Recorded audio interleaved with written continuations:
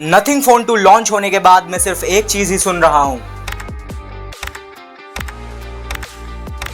Over price है मानता हूं, लेकिन सेल्स नहीं करेगा, शायद ये गलत है।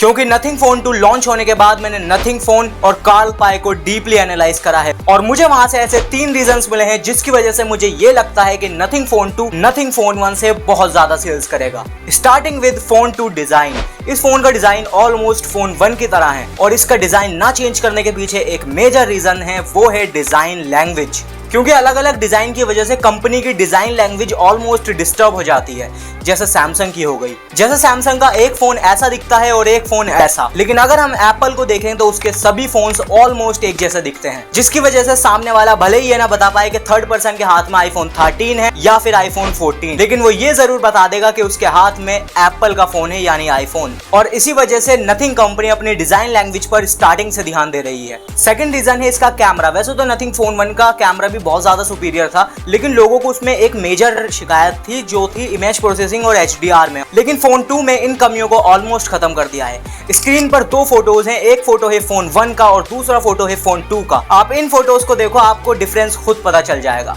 और जब फोन 1 आया था तो उसका पोर्ट्रेट मोड बिल्कुल भी अच्छा नहीं था, लेकिन फोन 2 में आउट ऑफ द बॉक्स सब कुछ फिक्स कर दिया है। क्योंकि नथिंग फोन 2 नथिंग के फ्यूचर के लिए बहुत जरूरी है और अगर इतने महंगे फोन का कैमरा अच्छा नहीं होता तो इन्हें बहुत नुकसान होता, इतना नुकसान होता कि इनको रिकवर करना भी मुश्किल पड़ जाता। थर्ड रीजन है इस फोन का ओवर प्राइस होना। अब आप कहोगे कि ओवर प्राइस होना कौन सा रीजन है, लेकिन इसके पीछे भी कार्ल पाई की बहुत बड़ी प्लानिंग है। फॉर एग्जाम्पल, जब फोन 1 लॉन्च हुआ था तो सुनने में आ रहा था कि एक ट्रांसपेरेंट फोन लॉन्च हुआ है 35,000 रुपए का, और इसी ओवर प्राइस के टैग की वजह से फोन 1 बहुत ज्यादा पॉपुलर हुआ था और कंपनी ने इसकी पॉपुलैरिटी का फायदा उठाकर फोन 1 के प्राइस एकदम ड्रॉप कर दिए थे। और सभी यूट्यूबर्स ने फोन 1 को बहुत ज्यादा रिकमेंड करा था जब उसके प्राइस ड्रॉप हो गए थे, और इसी वजह से फोन 1 लॉन्च के 3-4 महीने बाद बहुत बिका था।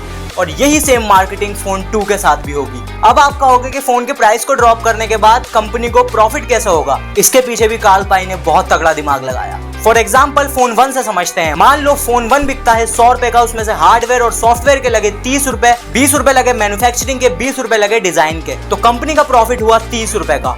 लेकिन कंपनी को तो फोन के प्राइस ड्रॉप करने हैं, तो उनका प्रॉफिट 30 रुपए का नहीं 20 रुपए का होगा। और कंपनी को यही प्रॉफिट चाहिए, क्योंकि जब फोन के प्राइस ड्रॉप होंगे तो उनके फोन्स बहुत ज्यादा बिकेंगे। और इसी तरीके से नथिंग अपने प्रॉफिट मार्जिन को निकाल कर चल रही है। अब ऐसा नहीं है कि नथिंग फोन में कोई कमी नहीं है, इसमें आराम से IP68 रेटिंग हो सकती थी, लेकिन इसमें सिर्फ IP58 रेटिंग मिलती है। इसमें आराम से 5000 mAh की बैटरी मिल सकती थी, लेकिन 4700 mAh की battery not a big battery. तो ओवरऑल अगर प्राइस ड्रॉप होने के बाद ये फोन 38 या फिर 40,000 का मिलता है तो ये एक बेस्ट फोन हो सकता है जिससे कस्टमर सेटिस्फाइड हो जाएंगे। और आप इन पॉइंट से एग्री करते हो या फिर नहीं, मुझे कमेंट करके जरूर बताना।